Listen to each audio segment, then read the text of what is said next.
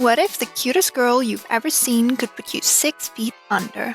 Ahoy there, Krew! This is your captain speaking, and today I'm turning 4 of the world's deadliest plants into cute girls. And I've saved the scariest one for last. First up, we have the angel's trumpet. It's named after the shape of its flowers. They hang down from the plant and are most fragrant at night, so that they can attract moths for pollination. The red ones are different though. They are usually pollinated by hummingbirds. The symptoms caused by angel's trumpet are kind of intense. When consumed, it acts as a powerful hallucinogenic. It also causes amnesia, paralysis, a racing heartbeat, and of course, it can be fatal. Though it seems to only be in severe cases. I still wouldn't recommend eating it though. The hallucinations are what make it especially scary for me.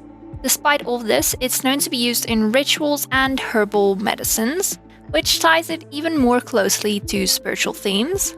Let's talk about the design though. I gave her spiral eyes to signal that she's not all there right now.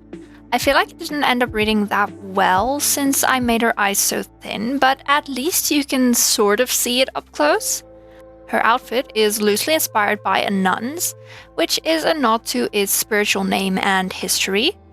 I made some changes to it though. I made the sleeves and the bottom of the gown flare out to mirror the trumpet silhouette. It is a more clear but subtle reference. I think it looks nice. The angel's trumpet comes in a lot of colors: white, cream, yellow, orange, red, pink, or even green. I tried to incorporate most of these colors to not make it look too busy. I tried to stay away from ones that are similar, like the red and pink and yellow and orange. In the end, I think she looks pretty, but her color scheme is a little all over the place. At least the next character's palette is a little more satisfying. This is Oleander. It looks fairly innocent.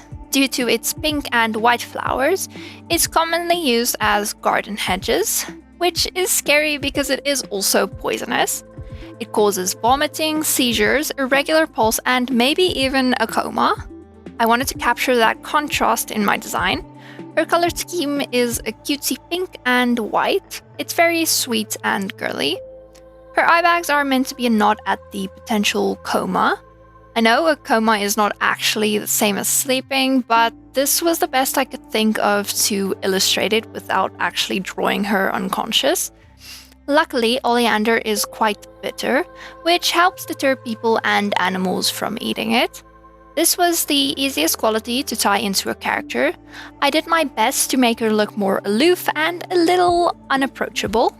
It is hard though, considering the cute and light color scheme. She definitely ended up looking like a Demon Slayer character to me. I think it's because of the ribbony hair, but I definitely love it. She has a great vibe and will be added to my main OC roster. I'm open to name suggestions down in the comments. Next up, we have another plant that can be quite deceiving: deadly Nightshade, also known as belladonna. It has dull green leaves and grows black berries about the size of a cherry. Every single part of this plant is poisonous, but because the berries are sweet, they can be ingested unknowingly. I know I think they look tasty, but I'm definitely not the type to just eat random stuff. The scariest symptom caused by the Nightshade is muscle paralysis, and of course that includes the heart. So for this character, I wanted her to look nice and outgoing, but also like something isn't quite right. I imagine it would just be something simple like a love for gossip or being a little too honest at the wrong time. As a nod to the heart, I had her hold her hand over her chest with a twig of Nightshade in her hand. Perhaps people choose to ignore the obvious uneasiness they feel around her because she just looks so sweet. She turned out really pretty, and I dare say I want to add her to my main OC roster too. I think naming her based on belladonna would be very fitting, even if I don't keep the Nightshade theme. And finally, we can move on to the last and I think scariest plant of the bunch: the water hemlock. It is a wildflower that is part of the carrot family and violently toxic. Symptoms include seizures, abdominal cramps, nausea, and finally, of course, death. What really stood out to me was the lasting effects for survivors, which includes amnesia and tremors. I saved this one for last on purpose. I find the long-lasting effects much scarier than something that just results in a certain death. This is what I based the character on too, so I wanted her to look a little lost. She has an awkward smile and is looking off to the side, like she's trying to remember something. To go back to the tremors, I added some shaky lines around certain parts of the line art. It is a small detail, but I think it adds a lot.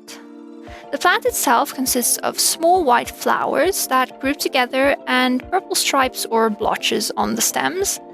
Other than that, the plant is mostly green. These colors made for quite a small palette, so I added in another brighter purple to add some variance. The shape of her skirt is inspired by the shape of the singular tiny flowers. It is a detail that can't as easily be tied to the plant, but you might guess it if you're looking long and close enough. Her pose made a lot more sense in the reference picture. I'm not quite sure that carried over to my drawing, so let's just agree to ignore her legs looking weird and move on. Here they all are: Angel's Trumpet, Oleander, Deadly Nightshade, and Water Hemlock. I'd love to know which one is your favorite down in the comments.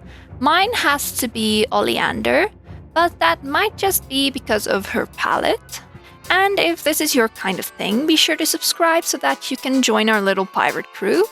I'll see you again for our next voyage. Bye bye!